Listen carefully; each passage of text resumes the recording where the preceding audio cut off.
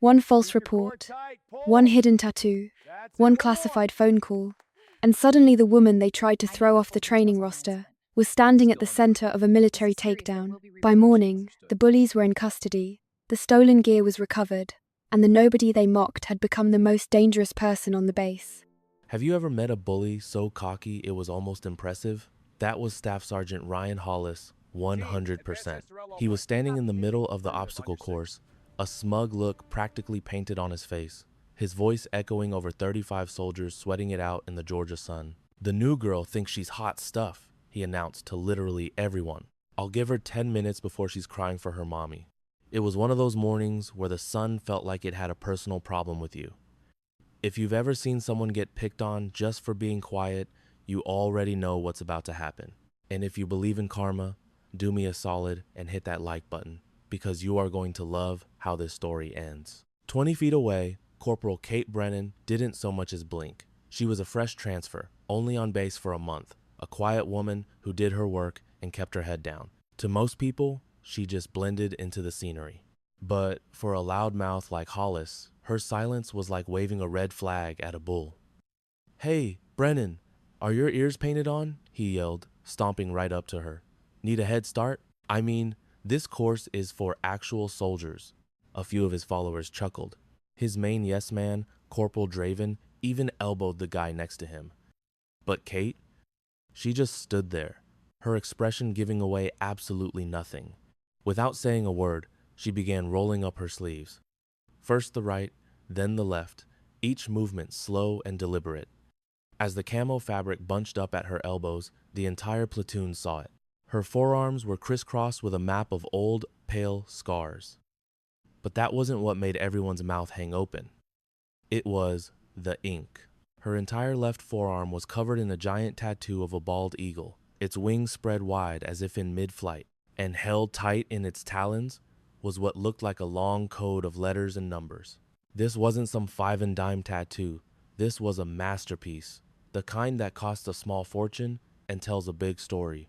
Hollis's condescending smirk just got wider. "Well now, what's all this?" he sneered, gesturing at her arm for the whole world to see. "Get a load of this, guys. The new girl got herself some tough girl ink. How cute is that? Where'd you get it? A Cracker Jack box?" The laughter from his little gang was louder this time. Draven found it so funny he actually whipped out his phone to take a picture. For the first time, a tiny muscle in Kate's jaw tightened. She paid them no mind, turning her attention to the thick rope hanging before her. But the way she took hold of it, it was different. It wasn't the clumsy grip of a newbie. Her hands coiled around that rope with a familiar certainty that was pure muscle memory. Clear across the training grounds, Master Sergeant Dale Jackson, a 52-year-old veteran who had seen pretty much everything, stopped what he was doing. He'd been watching the whole scene unfold, but something about Kate's grip, paired with that very specific eagle tattoo, made his eyes narrow. That design, that string of characters, it sparked a faint memory of a top-level briefing about a file so secret it technically wasn't even real. He began walking slowly toward the group, a look of dawning realization spreading across his features. Kate took a slow, deep breath. In for 4 seconds, hold for 4, out for 4. It was a combat breathing technique designed for intense focus, but Hollis was too busy flapping his gums to notice. "Seriously, Brennan, that tattoo is awful. It looks like a chicken had a seizure on your arm." At last, Kate let go of the rope and turned to look him straight in the eye. She just stared, and her silence was somehow more intimidating than any comeback could have been. Thinking he'd finally broken her, Hollis scoffed. "What's the matter? Cat got your tongue?" Then, in a single fluid, powerful movement, she turned back to the rope and started to climb. Now, to pass the rope climb, you have about 30 seconds. If you're really good, you might do it in 25. Kate hit the bell at the top in 22 seconds flat.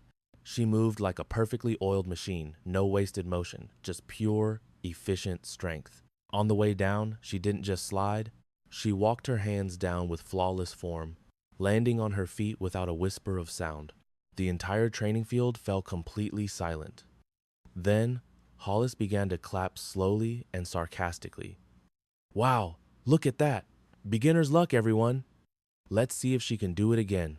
A couple of soldiers looked down at the ground, uncomfortable, but no one said a word. But Master Sergeant Jackson knew precisely what he'd just witnessed. That wasn't basic army training. That grip, that breathing that was straight out of the SARE school manual. Survival, evasion, resistance, and escape. That was the kind of training reserved for special operations forces. And the people who graduate that program don't end up as quiet admin clerks.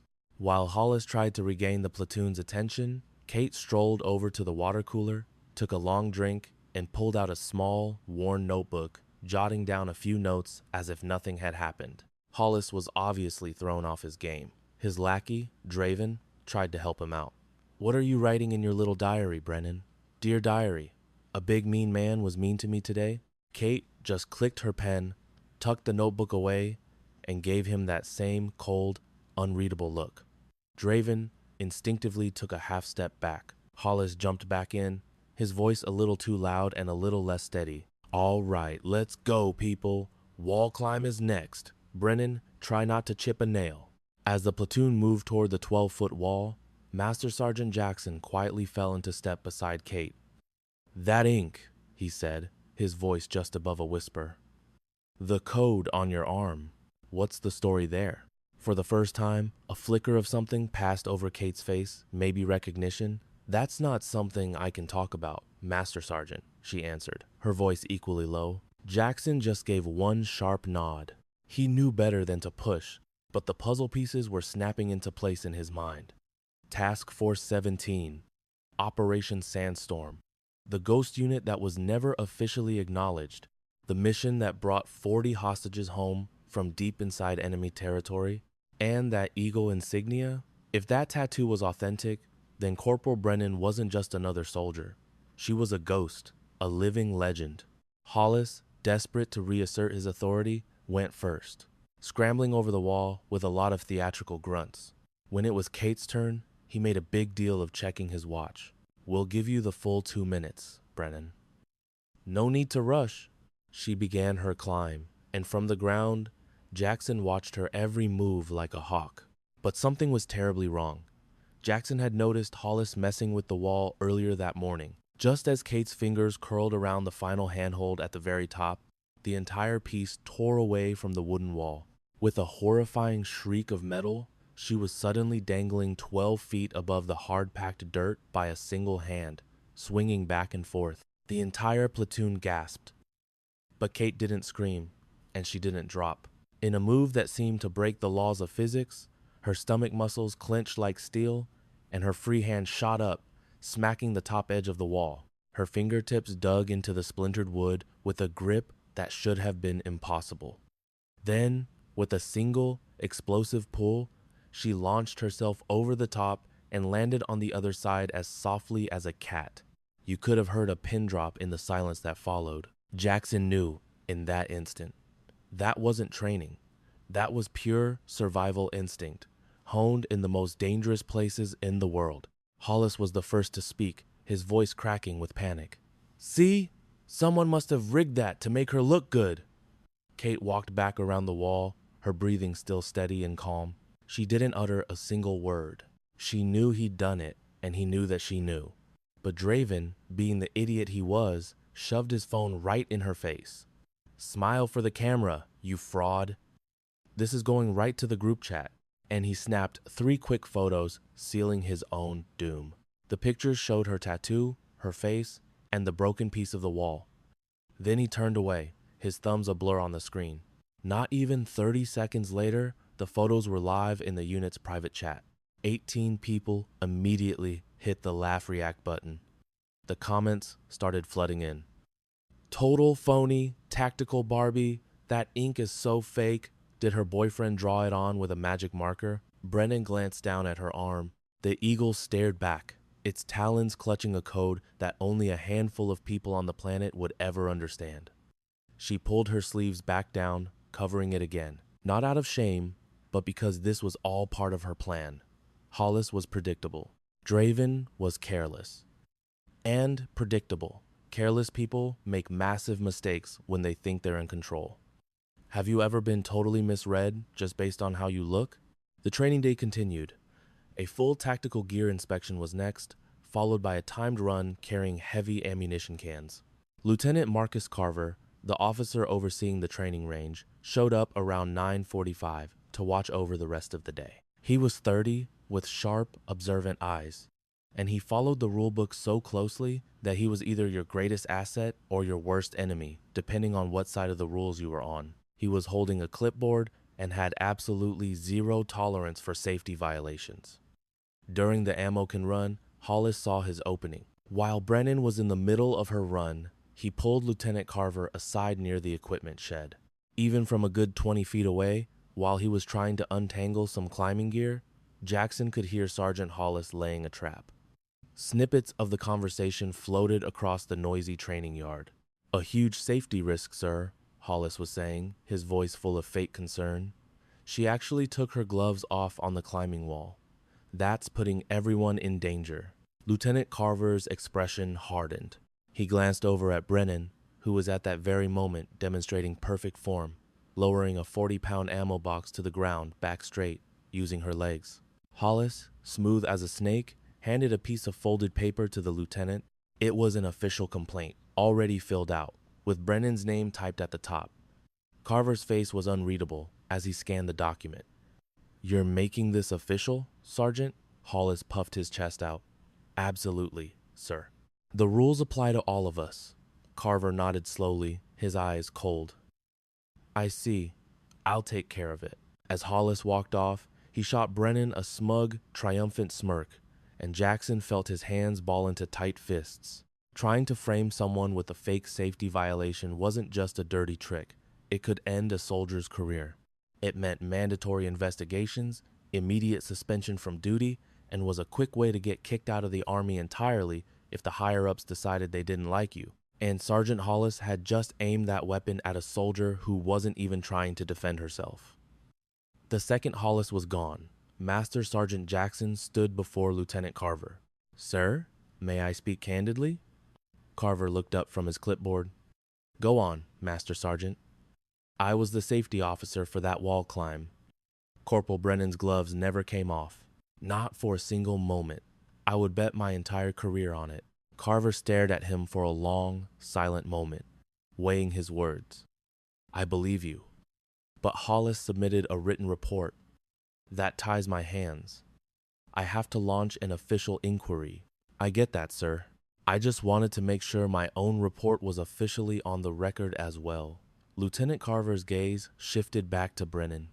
She was now quietly showing a nervous new private the proper way to hold an ammo crate, her voice steady and reassuring. She carried herself like a true leader, calm and professional, the exact opposite of a person who would carelessly put her squad at risk. "Your statement has been noted, Master Sergeant." Jackson gave a sharp nod and walked away, his jaw clenched. He had done his part and followed the correct procedure. Now, the ball was in Carver's court to decide between taking the easy way out or doing the right thing. The hot Georgia sun blazed down. At 1100 hours, Carver called for a 10-minute break. The soldiers immediately scattered, desperate for shade and water. Brennan found a lone bench near the equipment racks and began to peel an orange with slow, methodical movements. Jackson watched her from across the yard. She wasn't nervously fidgeting or looking around for a friendly face. She was just sitting in her own quiet world, eating the orange one perfect slice at a time, her gaze lost in the distance. Meanwhile, over by the restrooms, Draven and his cronies were huddled up, laughing as they stared at a phone. Jackson knew what they were doing. They were tearing her apart in the group chat, feeding their narrative against the quiet girl. Brennan, the teacher's pet. Brennan, the fraud. Brennan, the girl who never fought back. But what they didn't see was the small detail. Her left hand, resting on her knee, was tapping out a silent, steady beat. 4 taps, a short pause. 4 taps, a short pause. It was like a secret code she was sending only to herself, a way to keep her cool. Or maybe it was something else entirely. At 11:15, Lieutenant Carver's voice boomed across the yard. "Brennan, get to my office! Now!" The entire training yard fell completely silent. Every soldier froze, mid-drink, Mid-conversation, Brennan stood, calmly dusted the orange peel off her hands, and began to walk. Her pace was even and unhurried. She came to a stop in front of the lieutenant and stood at parade rest, hands clasped behind her back, eyes fixed straight ahead. Carver held up Hollis's flimsy complaint form. Corporal Brennan, I have here a formal report alleging you breached safety protocols during the wall climb this morning. It claims you removed your protective gloves. What is your response to this? The silence was so heavy you could feel it. 35 sets of eyes were locked on Brennan. Hollis stood off to the side with his arms crossed, a smug grin spreading across his face. Draven even had his phone out, openly recording the whole confrontation. When Brennan finally spoke, her voice was low but carried clearly. I kept my gloves on for the entire duration of the exercise, sir. Master Sergeant Jackson can vouch for that. Carver shot a look at Jackson, who confirmed with a firm nod. Hollis immediately jumped in, his voice loud and outraged. Sir, with all due respect, I was standing much closer. I saw it with my own 2 eyes. She ditched those gloves as soon as she was halfway up the wall. Carver's eyes flickered between the 3 of them. Hollis, who was red-faced and defensive, Brennan, who remained perfectly composed, and Jackson, who looked as solid and unmovable as a rock. It was a classic he said, she said scenario. And, conveniently, the video on Draven's phone was too shaky, and shot from too far away to see any clear details of her hands. Corporal Brennan, until this is resolved, you are suspended from all training exercises for the remainder of the day. Report to the company office at 1300 hours to provide a formal written statement. Brennan's expression never wavered. Yes, sir, you're dismissed. She executed a perfect turn and headed toward the gear shed to collect her belongings, leaving a storm of whispers in her wake. Hollis gave Draven a look that screamed, I won. Jackson's face was like stone as he watched Brennan pack her rucksack with a notebook and a water bottle. She moved with a strange, deliberate calm, as if being publicly shamed was just another training exercise she had to complete. But Jackson noticed the subtle shift in her breathing. It was perfectly controlled, a flawless box breathing technique. Inhale for 4 seconds, hold for 4, exhale for 4, hold for 4. As she passed by Hollis, he leaned in and hissed, just loud enough for a few people to overhear. I told you that you don't belong in this army. Go on back to whatever pathetic little town you crawled out of. She paused, turned her head just enough to meet his gaze, and for the first time all day, the corner of her mouth curved into a tiny smile. It was a sharp, ice-cold smile that had no humor in it whatsoever. Then she walked away, leaving Hollis looking utterly confused, like a guy who just got punched by a ghost. Draven just laughed and slapped him on the back. Dude, chill out. Carver is totally gonna throw the book at her. Hollis nodded, but he couldn't stop staring after Brennan as she walked away. Jackson waited until the yard had mostly cleared out for lunch before pulling out his phone. He scrolled through a long list of old contacts, names he hadn't thought about in years, until he landed on the one he needed. He hit the call button. After 4 rings, a voice that sounded like it gargled with nails answered, Jackson, be quick. I will be. I need you to run a name for me completely off the record. Shoot. Corporal Kate Brennan. She's here at Fort Benning, got here about 4 weeks ago. What am I looking for? She's got a tattoo, a Task Force 17 Eagle, and a service code for Operation Sandstorm. The other end of the line went completely silent. After what felt like an eternity, the voice returned, stripped of all pleasantries. Are you 100% certain? I'm looking at her file picture as we speak. Dale, that unit doesn't exist on paper. Tell me something I don't know. Another long, tense pause followed. Give me 2 hours. I'll call you back. The line went dead. Jackson pocketed his phone and gazed out at the empty training yard, where the heat was rising in waves from the red Georgia dirt. Far off, another platoon was running through drills, the faint sound of their sergeant's commands drifting on the air. On the surface, it was just another day, but Jackson had a gut feeling that just another day was about to get a whole new definition. At 1300 hours, Brennan sat in a sterile, gray office facing Lieutenant Carver. He was staring at her official service record on his monitor, and the file was short, way too short. It showed she'd completed basic training, gone to a school for clerks, worked a cushy desk job in Germany, and then transferred here. It was the dullest, most unremarkable service record he had ever laid eyes on. On paper, she was a nobody, just another clerk pushing pencils. But Lieutenant Carver had seen the way she moved. He'd watched her on the rock wall, recovering from a fall with the fluid grace of a Special Forces operator. Nothing in her file explained that kind of skill, or the ghost unit tattoo on her forearm, or the chillingly calm look in her eyes. "Corporal," Carver said, leaning back in his chair, "your file says you're a supply specialist. It says you've never seen a day of combat." "That's correct, sir," she replied, her voice perfectly steady. "So tell me about the tattoo," he pushed. Brennan's hands were folded neatly in her lap. "That's a personal matter, sir." "Personal in what way?" "Is it a memorial?" "It's for someone I once knew." Carver's eyes narrowed. "Someone you knew who had the clearance to wear a Task Force 17 emblem?" She held his gaze without a flicker of fear. "I am not at liberty to discuss that, sir." "Are you not at liberty?" Carver pressed, his voice getting sharper. "Or are you simply refusing to answer?" "Both, sir." The tension in the room was so thick you could feel it.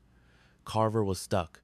On one side, he had Sergeant Hollis's official complaint, an accusation that could ruin a career, claiming Brennan was a complete fraud. On the other, he had Master Sergeant Jackson's gut feeling that the whole situation stank.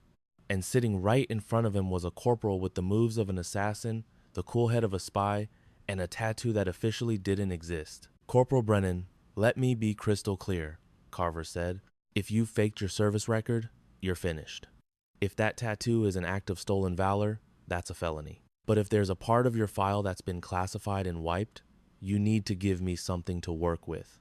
Anything. I need a name, Corporal, a contact, something better than my Master Sergeant's hunch. Because as it stands, it's your word against his, and his story paints you as either a liar or a fool, and I have zero proof that he's wrong." Brennan sat in complete silence for what felt like an eternity. 10 seconds passed, then 20. Carver held his breath. Finally, she reached into her pocket, pulled out a small, creased piece of paper, and slid it across the desk. It held a phone number and a single word written in neat block letters. "Sandstorm." "Call that number, sir. Say that word. They'll tell you what you need to know." Carver picked it up. "And if they don't?" he challenged. Her answer was immediate. "Then I'm everything Sergeant Hollis says I am." Carver looked deep into her eyes, searching for a hint of deception. He found nothing but solid steel. He carefully folded the note and placed it in his breast pocket. "You're dismissed, but don't go far. I have a feeling we'll be speaking again very soon." Brennan rose, snapped a flawless salute, turned on her heel, and walked out. Carver was left alone in the quiet office, just staring at the door. He took the paper out again, wondering what kind of hornet's nest he was about to kick. Outside, the afternoon sun beat down on the base. Brennan moved like a ghost through the throngs of soldiers heading for the mess hall. She passed the chaotic motor pool, a symphony of roaring engines and barked orders. She was out in the open, yet it was as if no one could see her. As she neared her barracks, she saw Draven and his crew still lounging around, their faces glowing from their phones, totally oblivious to the firestorm they had just ignited. As Brennan rounded the corner, Draven's taunting voice cut through the air. "Hey, Brennan, heard you got kicked off the training squad. Tough luck. Maybe next time, don't pretend to be something you're not." His buddies snickered along with him, but Brennan didn't even glance their way. She just kept walking, her pace unwavering, her mind locked on a simple breathing exercise. Inhale for 4, hold for 4, exhale for 4. Draven's smirk faded. "Did she just blow me off?" he mumbled as she disappeared from view. They shrugged and went back to their phones. They never saw Brennan's hand brush against her forearm, right over the tattoo hidden beneath her sleeve. They had no clue that every jeer, every photo they snapped, was being meticulously documented not by her, but by someone else. So let me ask you, do you think one person can truly bring down a corrupt system all by themselves? Let me know what you think in the comments. Someone was watching from a great distance, someone with endless resources, infinite patience, and a perfect memory. At 2:30 that afternoon, Jackson's phone vibrated. He excused himself from an inspection in the vehicle bay to take the call. "Jackson here." It was that same gravelly voice from before, but this time the tone was low and serious. Listen, Dale, I ran a check on Kate Brennan, born in 1996, enlisted in 2015. The official record shows her as an admin clerk with a perfectly clean file. And unofficially? Jackson asked. A brief silence hung in the air. Unofficially, there's a hole from 2019 to 2021. 24 months where she was supposedly assigned to a base in Germany, but every single travel voucher, every entry log, it's all either been erased or is heavily redacted. And that tattoo you mentioned? The voice went on. I described it to an old contact of mine. The guy turned white as a sheet. He said if that ink is legitimate, she's no clerk. She's tied to Tier 1 operations. Could be intel, could be direct action, support. Hell, she could have been an operator herself. Whatever unit she was with, its existence is buried so deep you'd need a decade and a shovel to find it. A tight knot formed in Jackson's gut. Operation Sandstorm, he said, his voice barely a whisper. The voice on the other end dropped even lower. I can't confirm that operation ever existed, Dale. Not in any official file, anywhere. But I will tell you this. Anyone carrying that mark has either saved a lot of good people or knows where a lot of bad people are buried. Possibly both. So what in the world is she doing here, playing clerk in a training unit? I have no idea, the voice admitted, but you're asking the wrong question. You should be asking, what kind of person willingly takes a demotion, hides their abilities, and allows a loudmouth like Hollis to walk all over them? She's either running from something incredibly dangerous, or she's hunting something very specific. And my money's on hunting. The call ended with a sharp click. Jackson stood frozen, the phone still pressed to his ear, his thoughts racing. Hunting. And just like that, everything clicked into place. Hollis wasn't just being a bully, he was panicking. He'd gone from making stupid jokes to filing fraudulent reports in just a few hours. That wasn't a jerk being a jerk. That was a cornered rat trying to eliminate a predator before it could expose him. It meant Hollis was hiding something huge. Jackson shoved his phone into his pocket and all but sprinted to the company office. He had to reach Carver before the lieutenant made a career-ending blunder. He had to let him know who he was really up against. But when he slammed the door open, the office was deserted. A sticky note on the desk said Carver was at the command building, making a call on a secure line. Jackson cursed under his breath and spun around to leave. At that exact moment, he spotted Brennan through the window, walking across the compound toward her barracks. And trailing about 20 yards behind her were Hollis and Draven, holding their phones up and muttering to each other. Every single one of Jackson's combat instincts started screaming. He stepped back outside, keeping all three of them in his line of sight. They weren't closing the distance, just shadowing her, most likely filming her, trying to manufacture more evidence for their trumped-up complaints. This was far beyond petty harassment. This was a coordinated, tactical move. It was like watching two hyenas stalking a lioness. Brennan reached the door to her barracks and came to a stop. She turned around slowly, and her gaze locked with Hollis's from 30 yards away. She didn't shout. She didn't make a gesture. She just watched him. And in that one single look, Jackson saw something he hadn't seen in years, something from his own past deployments. Patience. It was the terrifying patience of a hunter who knows, with absolute certainty, that their target is about to make a foolish, fatal error, and all they have to do is wait. As dusk settled, the base fell into its familiar rhythm. The clatter of trays from the mess hall, the groan of cooling truck engines, and the distant bark of drill sergeants pushing a platoon through late-night exercises. Brennan sat by herself in the barracks day room, a book open on her lap, though her eyes hadn't moved from the page in at least 10 minutes. All around her, soldiers were shouting at a football game, getting rowdy over a card game, and just killing time. She was right there with them, but completely unseen. At 7 p.m., her phone buzzed. It was a text from an unknown number. Training yard, 2100, come alone. She read the message once, deleted it, calmly placed a bookmark in her book, and got to her feet. Not a single person noticed her go. What would you do if 4 men cornered you in the dark, threatening to destroy your entire career? just because you discovered a secret they were desperate to bury. That's the impossible situation Corporal Brennan found herself in, and you have to stick around to see how she completely turns the tables on them. The training yard was soaked in blackness, sliced apart by blinding floodlights that twisted every shadow into a lurking threat. At 8:05, Brennan strolled in, hands casually tucked in her pockets, as if she didn't have a worry in the world. Then, a shadow detached itself from the gloom. It was Hollis, the architect of all her problems, with his sidekick Draven a step behind. Two more of his cronies appeared from the darkness near the climbing ropes. The trap was set.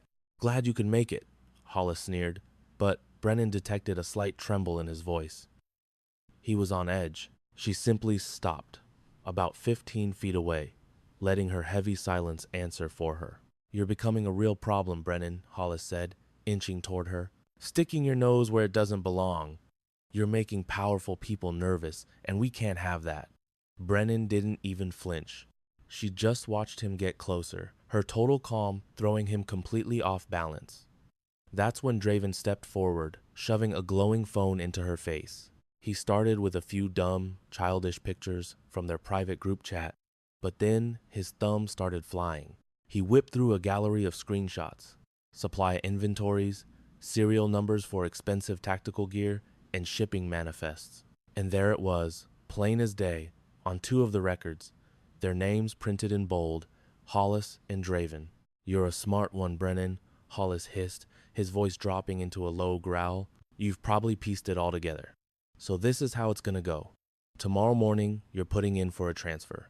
You're going to tell Captain Carver that this life just isn't for you, and then you're going to vanish." Brennan's eyes lifted from the phone screen to meet Hollis's smug glare, but she remained silent. "Or," Hollis went on, his tone turning venomous, "we can bury Captain Carver's desk in so many signed complaints and fabricated incident reports that you don't just get a transfer, you get slapped with a dishonorable discharge that will follow you for the rest of your life." The two men by the ropes began to circle, spreading out to block any possible escape route. It was 4-on-1 in the middle of the night, with nobody around to see a thing. Brennan drew in a slow, deliberate breath. In for 4, hold for 4, out for 4.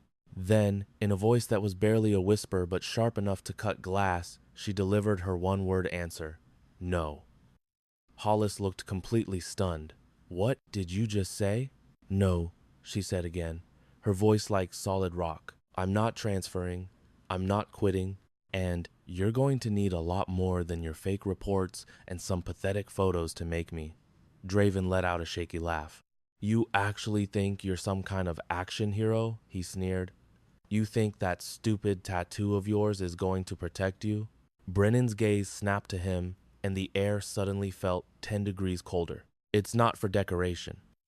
Draven's smirk began to fade. "Oh, really? Prove it."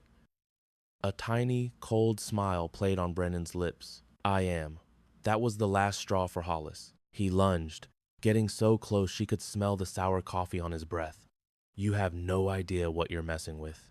"Oh, yes," Brennan replied, her voice soft and dangerous. "I do."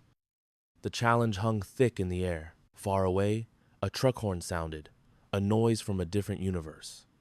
In this yard, time had stopped.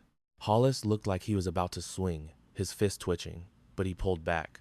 He knew throwing the first punch was a line he could never take back. "You are making the biggest mistake of your life, Brennan," he seethed through his teeth. Her reply was quiet and absolutely devastating. "We'll see." Completely outmaneuvered, Hollis finally broke, waving his crew to fall back. They dissolved into the shadows they'd emerged from, leaving Brennan standing alone in the harsh white light.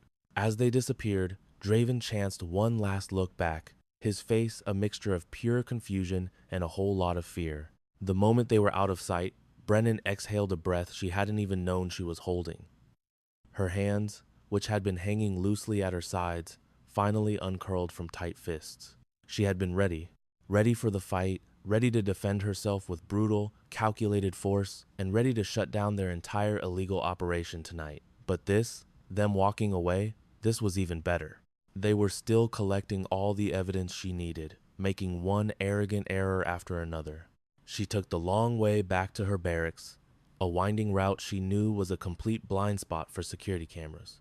Once inside, she sat on her bunk, pulled out a plain green notebook, and documented everything: names, the exact time, and their words from the confrontation verbatim. She took a single, sharp photo of the page and texted it to a contact in her phone, saved only as a period. Less than 30 seconds later, a response buzzed in. Acknowledged. Proceed. She immediately deleted the entire exchange, the message, the reply, and the photo, and stashed the notebook. Tomorrow was just another day in this quiet, secret war. Another chance for Hollis to dig his own grave a little deeper, and she knew he would. People who think they're untouchable always get sloppy. Breathe in for 4, hold for 4, breathe out for 4. On the other side of the base, Lieutenant Carver was sitting in his parked car, staring at a phone number Corporal Brennan had given him. He had just left a 2-hour classified briefing that had his head spinning, and now he was about to gamble his entire military career on one of his junior soldiers with a single phone call. He tapped the number on his screen. It rang 3 times before a crisp, no-nonsense voice picked up. "This is Lieutenant Marcus Carver, Fort Benning," he stated, keeping his voice firm. "I was given this number by Corporal Kate Brennan. The password is Sandstorm." The silence that followed was absolute. 5 seconds felt like an eternity. Finally, a new voice spoke. "Stand by." The line didn't disconnect, but all sound vanished. Carver waited for 90 excruciating seconds, his heart hammering against his ribs. Then, a different voice came on the line. It was deep, commanding, and radiated pure authority. "Lieutenant Carver, you have 30 seconds. State your purpose." Carver's mouth was dry as dust, but he got the words out. "Sir, one of my soldiers passed me this number. She's being targeted with a string of accusations that don't line up with her service record. I need to know if there's another side to her story. Something I don't have the clearance to see. Her name is Corporal Kate Brennan." The pause this time was shorter. "Her file is 100% accurate as written. That is all the information you require, Lieutenant." "Respectfully, sir, that's not good enough. I have sergeants filing reports that are tearing my unit apart, and there's the matter of a tattoo that requires verification." "The ink is authorized," the voice said flatly. "Everything else is on a strict need-to-know basis, and right now, you do not need to know. What you need to do, Lieutenant, is make sure Corporal Brennan is shielded from any and all forms of harassment so that she can complete her assignment. Is that understood?" "Her assignment?" "Sir, am I coming in unclear?" Lieutenant Carver swallowed hard. "No, sir. Good. This number is now out of service. Do not call it again." The line went dead.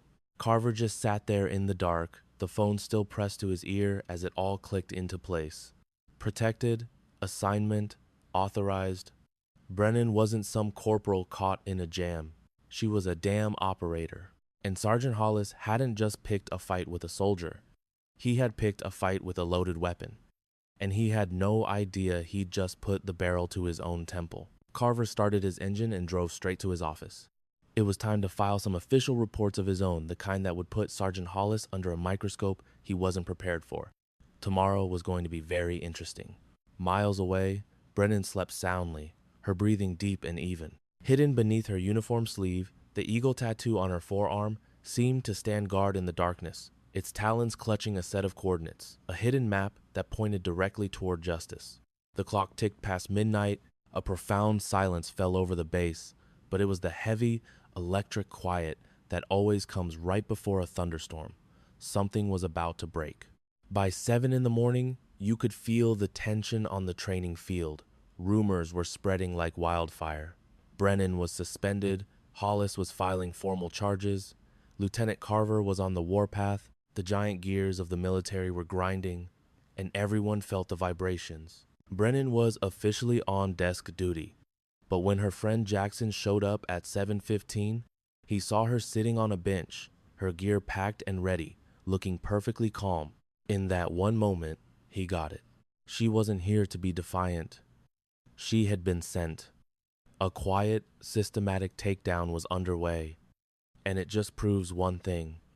You should never, ever underestimate the quiet ones. They're the ones you really have to watch out for.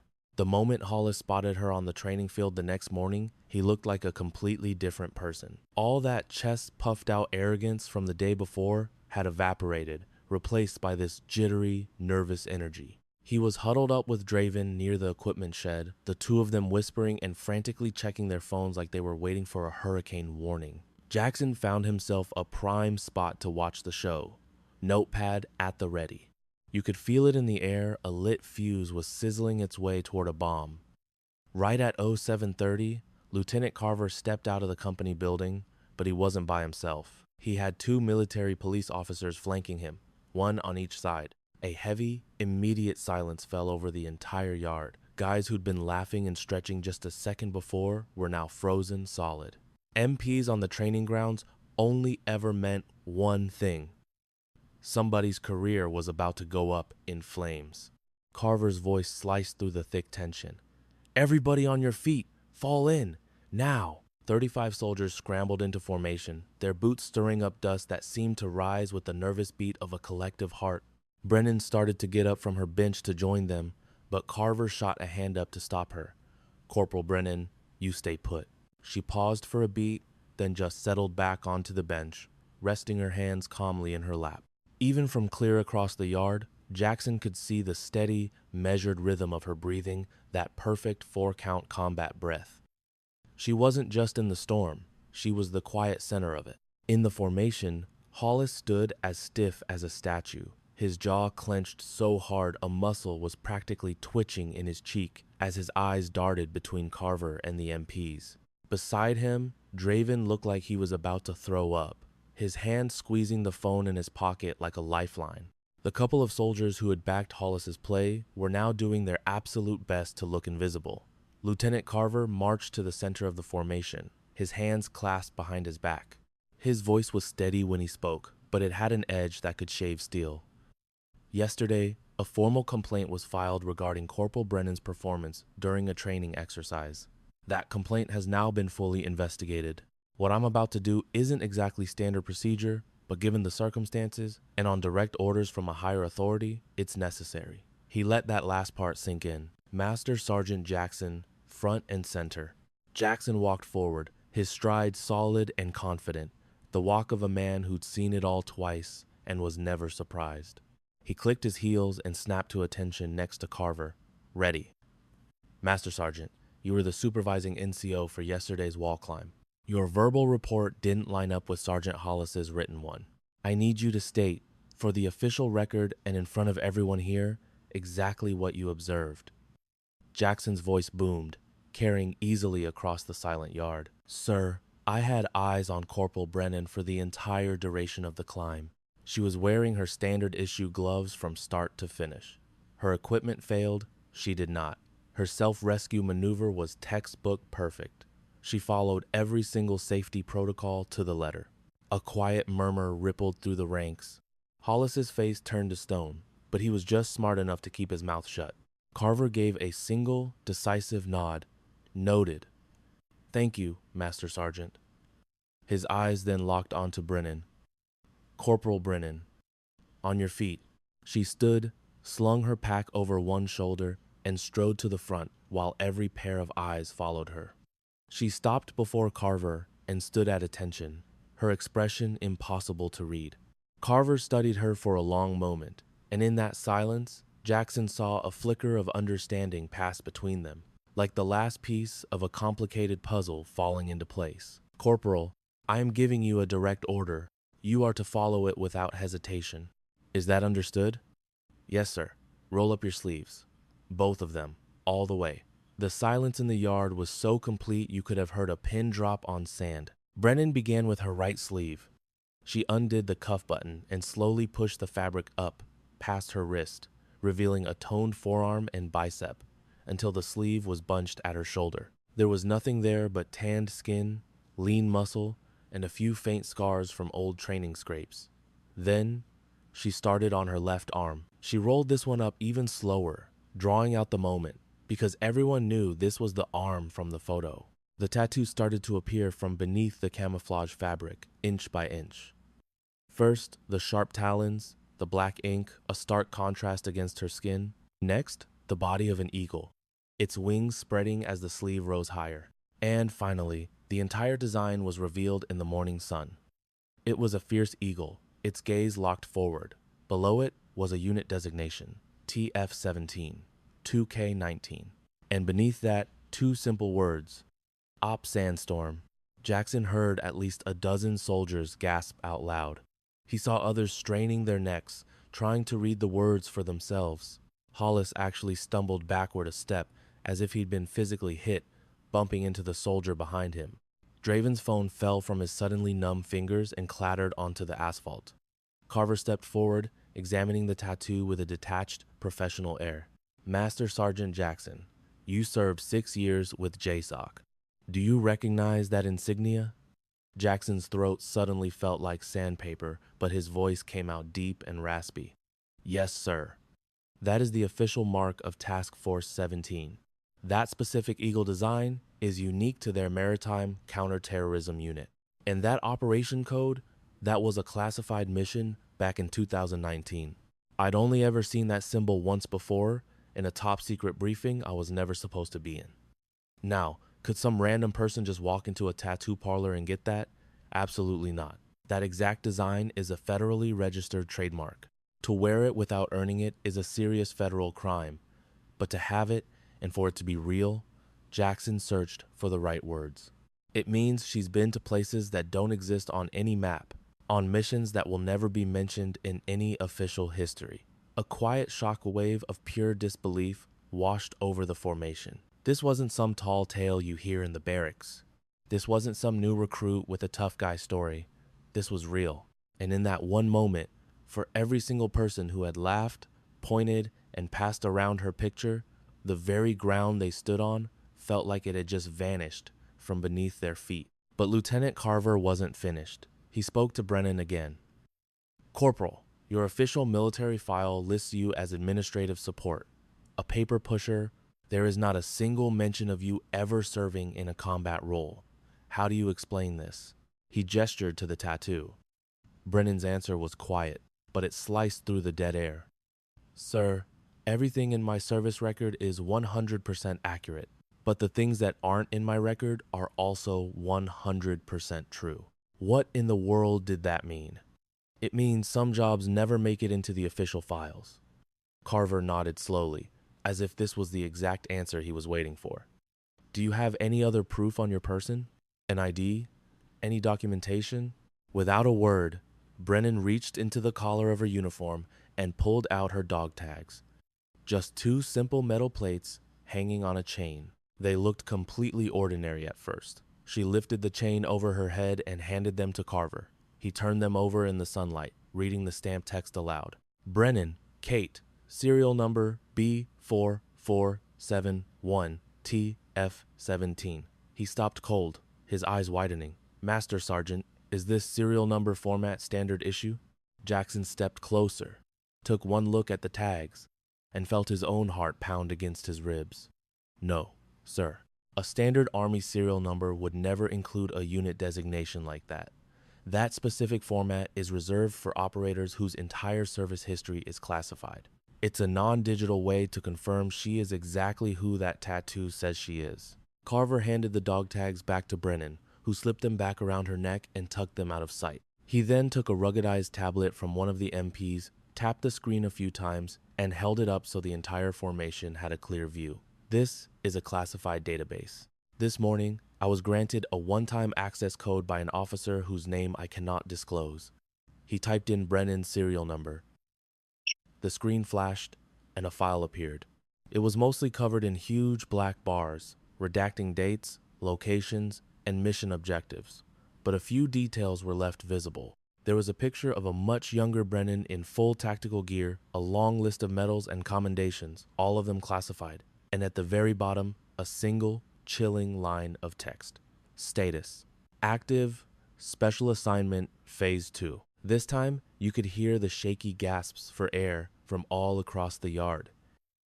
From somewhere in the back, a soldier whispered, "Oh my God." Carver turned off the tablet and handed it back. When he turned to face his soldiers again, his entire demeanor had shifted. He was no longer a lieutenant talking to his troops. He was a junior officer standing in the presence of someone who operated in a world he could barely imagine. Corporal Brennan. His voice was suddenly sharp, formal, and filled with a profound respect. On behalf of every soldier standing here, I want to offer you our deepest apologies for your treatment. All complaints against you have been dismissed. Your conduct has been nothing short of exemplary. Then, in a move that made even Master Sergeant Jackson's jaw drop, Carver snapped to attention and delivered a perfect, razor-sharp salute. A shockwave rippled through the formation as 35 soldiers scrambled to follow his lead, their arms flying up in a somewhat clumsy but deeply sincere display of respect. The salute shot through the formation like an electric current, even hitting the smug clowns who had been egging Hollis on. Their arms jerked up in a salute not out of respect, but out of the sudden, shocking realization that her authority was real and had just demolished their little bubble of bigotry. Brennan answered with a single, crisp salute and let her hand fall. Her face was a perfect mask, but Jackson saw the tiny bit of tension leave the corners of her eyes. There's no better feeling than proving everyone wrong. Carver brought his own hand down, his gaze fixed on Hollis. Sergeant Hollis, get up here. The man was frozen solid.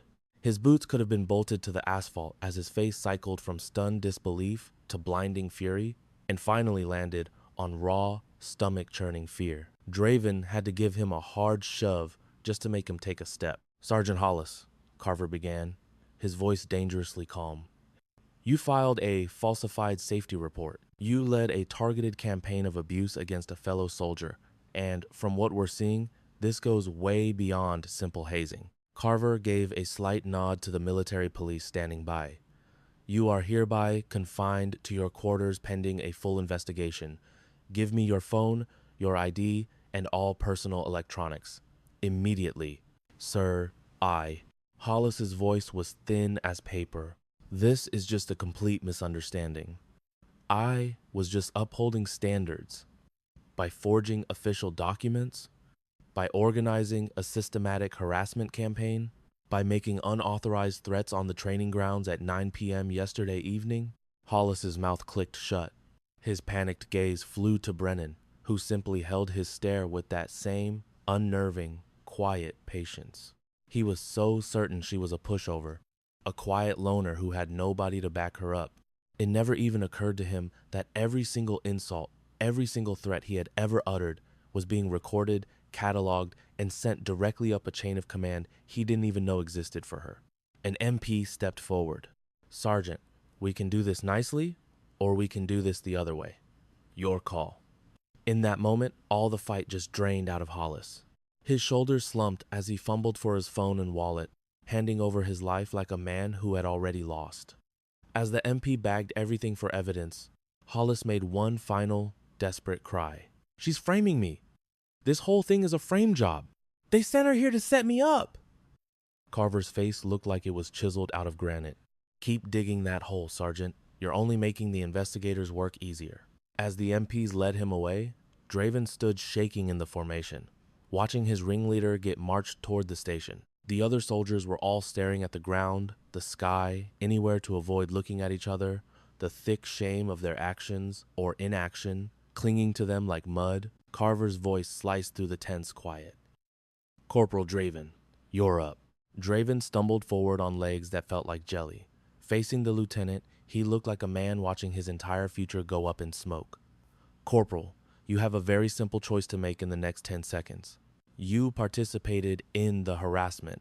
You distributed unauthorized photos of a soldier. You were part of an off-the-books confrontation that violated a dozen rules. But you weren't the one calling the shots. Carver's tone softened just a hair. So I'll ask you one time, and your entire military career depends on your answer. Is your involvement limited to the harassment, or does it have anything to do with base supplies, inventory manipulation, or off-the-books equipment transfers? Draven looked like a fish out of water, his mouth flapping open and shut without a sound. Sweat popped on his forehead despite the morning chill. He threw a pleading glance at Brennan, who offered him absolutely nothing but a blank expression. Finally, in a choked whisper, he managed to say, I think I should have a lawyer. Carver let out a long, weary breath. Get him out of here. The second MP stepped in. Draven offered no resistance as they collected his electronics and escorted him away, following the same path as Hollis. That makes two. The remaining soldiers were paralyzed in a state of stunned silence, the air thick with dread. Jackson moved to Carver's side. "Sir, what in the hell is actually happening?" Carver looked over the remaining men. "It's worse than we thought. CID has been chasing down stolen high-tech equipment for the last 6 months. I'm talking night vision systems, advanced body armor, high-end scopes, small thefts that were adding up to a massive loss. The trail went cold with this very unit. They knew they had a mole, but they couldn't identify him." He nodded toward Brennan, "So they sent in an expert, someone who could blend in, get a feel for the unit, and bait the criminals into revealing themselves by looking like an easy victim." "And Hollis bit," Jackson said. "The pieces clicking into place." "Oh, he didn't just bite. He swallowed the entire fishing rod." Jackson glanced at Brennan, who was now sitting on a nearby bench, calmly rolling her sleeves down to cover the tattoo that had just turned the base's power structure upside down. "How much of this was her doing?" he asked quietly. "Every last bit of it, Master Sergeant. Every insult she endured, every pointless task they threw at her, every second of humiliation. It was all a strategy to make Hollis and his crew feel invincible so they'd get sloppy. And it worked perfectly. We have their complete chat histories, their financial transactions, and video from covert cameras. The second he pulled her aside for that private threat last night, he gave us everything we needed to get the search warrants." Carver checked his watch.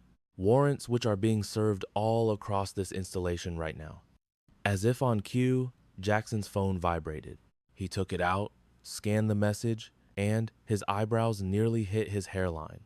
CID had just raided the logistics warehouse. They discovered 12 sets of night vision gear stashed in a shipping container that wasn't on any official records. Carver's jaw tightened. 12 sets. That's more than $100,000 in equipment. This wasn't just some guy stealing from the supply closet. This was an organized smuggling operation. The formation was dismissed with one strict order. Nobody was to leave the base. Every last soldier was now a potential suspect. Men broke away into tense huddles, grabbing their phones the moment they thought no one was watching. The same group chat that was roasting Brennan yesterday was likely having a complete meltdown right now. Jackson watched Brennan calmly packing her gear, her movements smooth and unhurried. "Corporal." She glanced up. "Master Sergeant." It was both amazing and slightly chilling to observe her. A faint smile touched her lips. "How long have you known about the smuggling ring?" "Figured it out in my second week. Hollis was laundering the gear through a civilian contact who owns one of those surplus shops right outside the gate. Draven was the tech guy, scrubbing the items from the digital inventory logs. A couple of others in the platoon acted as lookouts and extra muscle." She gave a little shrug. "They were a small crew, but they were crafty. And you just took their abuse for 4 weeks because? Because getting away with picking on someone gives people a rush. It makes them feel powerful, like they're above the rules. And people who feel untouchable get careless. They slip up." She swung her bag onto her shoulder. "I needed them to be overconfident and sloppy. They did not disappoint." Jackson just shook his head slowly, his face a mixture of pure respect and utter astonishment. "You are one stone-cold soldier, Corporal. Patience isn't the same as being cold, Master Sergeant." Before he could reply, a commanding voice cut through the nervous chatter of the soldiers. "Brennan! In my office! Now!" It was Lieutenant Carver. She gave Jackson a brief nod and headed for the headquarters building, leaving him to stare after her. He mentally rewound the past month, this unassuming soldier, taking every insult and every threat as if she were wearing invisible armor. She never broke, she never once pushed back, she just observed, biding her time for the perfect moment to flip the switch and show everyone who was truly in charge. That kind of discipline isn't something they teach you in basic training. It's the kind that's forged in fire. Inside Carver's office, the door clicked shut. He motioned to a chair. Brennan sat, appearing relaxed, but her eyes were sharp, taking in every detail. Carver took his seat behind the desk and laced his fingers together. "I have to know, Corporal."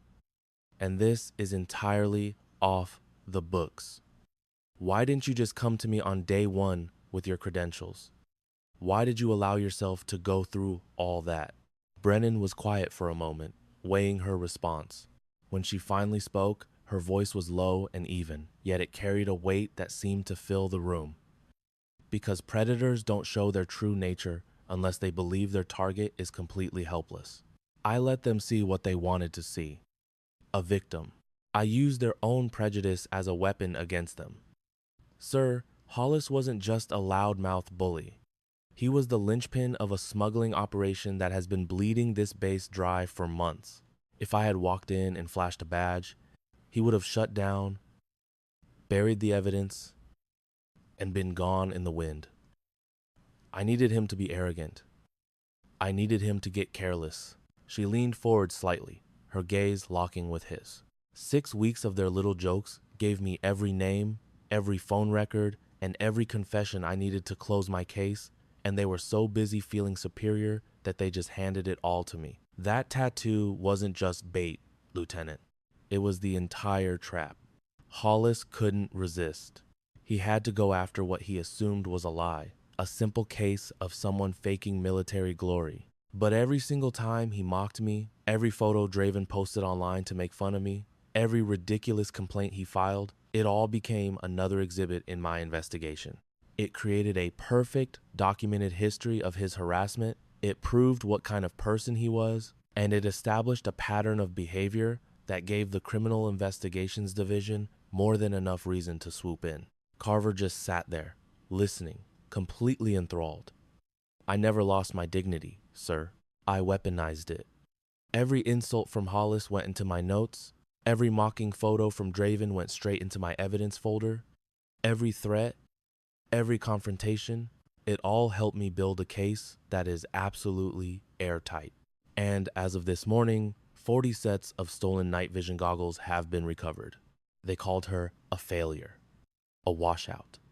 For weeks, Corporal Brennan was the joke of the entire unit, a ghost who couldn't even get over a simple obstacle wall. They had no idea she was the most dangerous person on the base. This story is a powerful lesson in how patience can be your greatest weapon. If you believe that quiet strength and true justice always win, do me a favor and share this story so it can inspire others. And you'll want to stick around because her story is just getting started. It all came to a head when Lieutenant Carver called her into his office, his face a mask of disappointment. He thought he was about to hear a run-of-the-mill harassment complaint. He was about to get a master class in psychological warfare instead. Week 3 had been the absolute worst. Hollis, the ringleader of the unit's corrupt inner circle, had successfully turned nearly everyone against her. He'd painted her as completely useless. She had no one to talk to, no friends to lean on, only her handler, on a secret, encrypted channel. Every single morning, it was a battle just to climb out of her bunk and put on the mask of a broken soldier. They stole her gear, they started rumors, they even got a hold of a picture of a personal tattoo and passed it around in a group chat, mocking her. She took it all, absorbing their venom, never once fighting back. And that's exactly what she wanted. She sat across from Carver's gleaming desk, her back ramrod straight. "I'm not here to file a complaint, sir," she began, her voice calm and steady. "I'm here to close a case."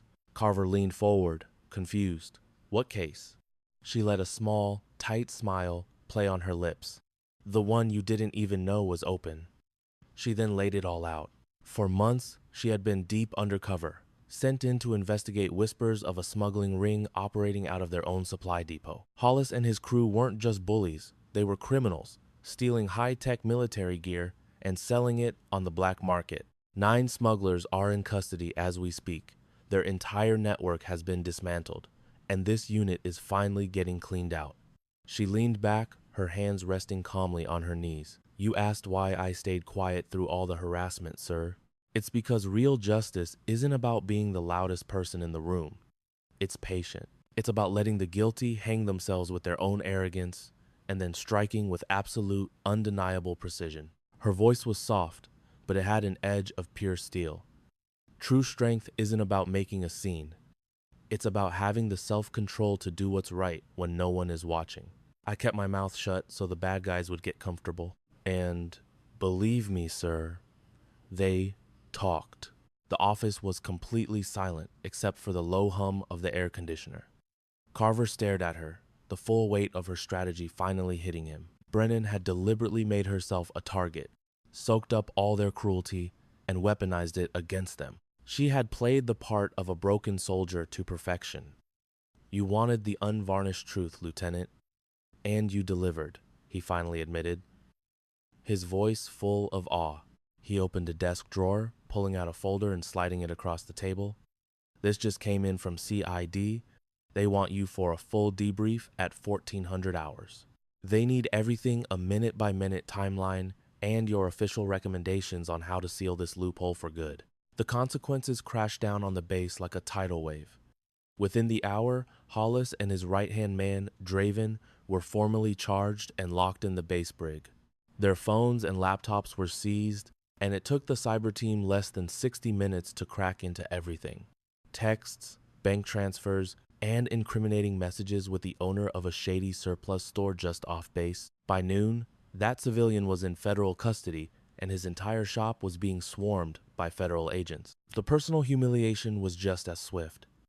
Hollis was immediately busted down in rank, his security clearance was revoked, and his military career was utterly destroyed.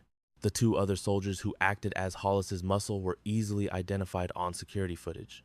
Pulled in for questioning, they swore they knew nothing about any smuggling, but just by being associated with him, their careers were already permanently tainted. The professional hammer came down on the whole unit. The battalion commander ordered a full top-to-bottom inspection of all sensitive equipment. Every training exercise was suspended for 48 hours, while investigators grilled every single person in the company. New rules were rolled out immediately: mandatory ethics courses, tighter inventory controls, and an anonymous hotline for reporting misconduct. The message from the top was crystal clear. The sickness in this unit was being cut out. Carver stood up, walked around his desk, and offered his hand. Brennan rose and took it.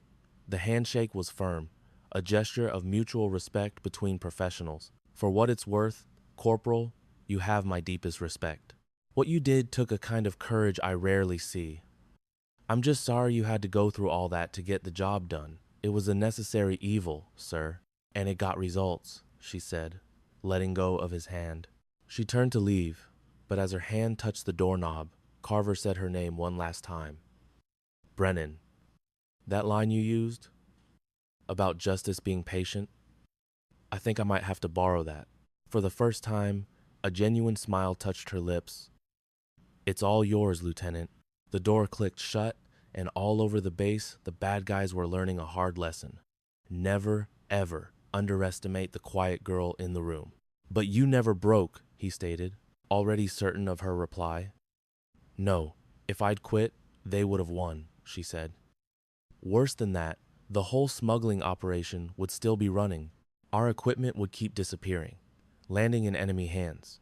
And maybe one of our own would have paid the ultimate price, because their night vision gear was sold to make someone a quick buck. She finally faced him, her gaze locking with his. That's not something I could ever live with. Jackson gave a slow, understanding nod. I'll be honest, when I first noticed that tattoo, he confessed, I figured you were on the run from your past.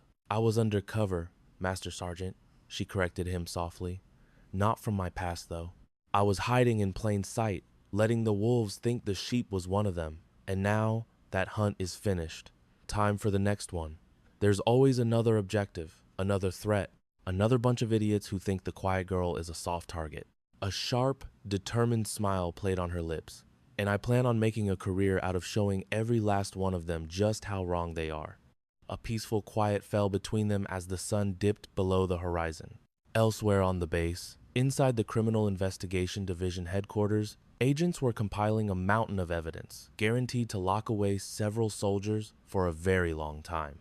Stuck in a holding cell, a disgraced soldier named Hollis could only stare at a gray wall, replaying every bad decision he'd ever made. In the commander's office, new protocols were being drafted, regulations that would bear Brennan's unseen influence for years. And hundreds of miles away, in a secure, anonymous facility, Her handler shut the case file with a small, satisfied smirk. The mission was a flawless victory. The agent had held her cover under unimaginable stress. The smuggling ring was utterly dismantled. They had retrieved 96% of the missing gear and were on track for a 100% conviction rate. The handler closed the file, picked up another, and began outlining the next operation. For 6 solid weeks, they used her as the platoon's punching bag, convinced the quiet girl was an easy mark. They were relentless. But what they never saw coming was that the meek little corporal they loved to bully was actually a predator in sheep's clothing, and they had just strolled into her snare. Have you ever wondered what happens when the person nobody notices is secretly pulling all the strings? Stick around, because you're about to see, at 6 p.m., sharp, Corporal Brennan entered her barracks and found an envelope lying on her bunk. It contained new orders, effective in 72 hours. The location was redacted and the mission was top secret, but a handwritten message at the bottom said everything. Outstanding job, Corporal. This next target is in another league entirely. You in? She tucked the note away, opened her small green notebook to a fresh page, and wrote 2 words at the top. Phase 2. Below those words, she began to write. Every insult had been a piece of intelligence, showing her exactly how to manipulate men like that. Every moment of harassment was a psychological study of a bully's mind, and the entire 6-week ordeal proved that patience, when weaponized, was her most lethal asset. Outside, the base was settling down for the night. The familiar evening sounds filled the air, troops lining up for chow, the hum of fluorescent lights, a drill sergeant yelling faintly in the distance. On the surface, it was just another day. But just beneath that veneer of normalcy, justice was working silently and methodically.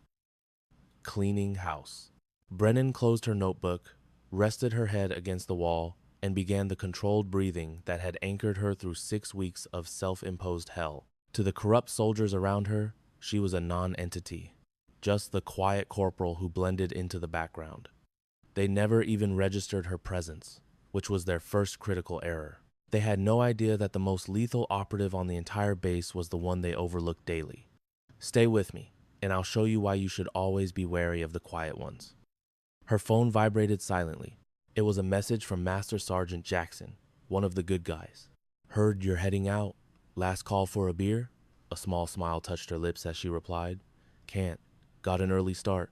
But thanks for having my 6, Master Sergeant. He texted back immediately. Always, Corporal. And by the way, that tattoo means something. Glad you honored it. She read his words, then deleted the entire conversation. No loose ends, no connections. The mission was all. At 9 p.m., she accessed a secure network and transmitted a brief, encrypted report. Mission complete. The entire circus has been shut down. Awaiting Phase 2. She added a final recommendation. Advise using the same invisible approach for similar situations. Asset is greenlit for deployment. The response arrived in under 2 minutes. Roger that. New mission profile attached. Memorize and delete. You go live Monday at 0600. This target's operation is more sophisticated. You'll need to be at the top of your game. You still in? Brennan's fingers flew across the keyboard. 100%. Count me in. The reply was instant. Good. This one knows our playbook. Watch your back, Corporal. And remember, true justice doesn't make a scene.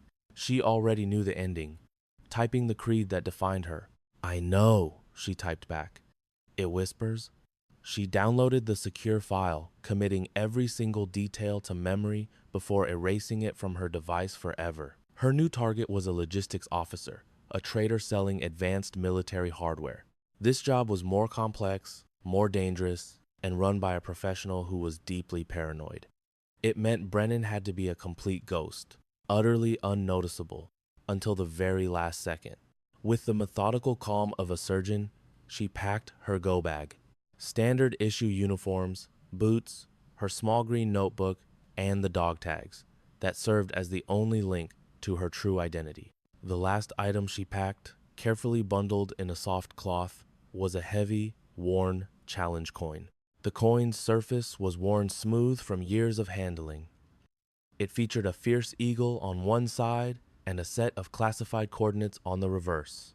It was a token of thanks from a Special Forces A-team she had rescued during Operation Sandstorm, a unit that officially didn't exist, from a mission that never happened. But their debt was real, expressed through a coin she would always keep and a tattoo she would always wear. She felt its comforting weight in her palm, a tangible piece of her past, before securing it in her bag. By morning, she would have vanished. She would leave behind the decent few like Master Sergeant Jackson, the crooked men who dismissed her, and the criminals who discovered too late that the most dangerous person is the one you never see coming. But her work wasn't finished. Somewhere, another traitor was betraying their country for profit, putting lives at risk. And Corporal Kate Brennan, patient, methodical, and relentless, was on her way to balance the scales. The barracks lights went out, throwing the long room into shadow. Down the hall, she heard the relaxed laughter of soldiers who had no idea they were sleeping next to a predator. Brennan closed her eyes, her breath settling into the steady, 4-count cadence she had mastered. In for 4, hold for 4, out for 4, hold for 4. Tomorrow brought a new target, a new threat, and a game with much higher stakes. But tonight, for the first time in a long time, she could feel that justice was prevailing, and that was enough. The scene pulls away from her, up through the roof of the barracks, climbing high over the sleeping base and into the vast black sky full of cold, distant stars. And out in that darkness, a single encrypted signal pulsed. Phase 2 was active, and every last person who thought they were untouchable, who was certain their grimy secrets would stay buried, who was convinced that no one was watching, they were all about to receive a very harsh lesson. Real justice doesn't yell, it whispers, and it was already in the room with them.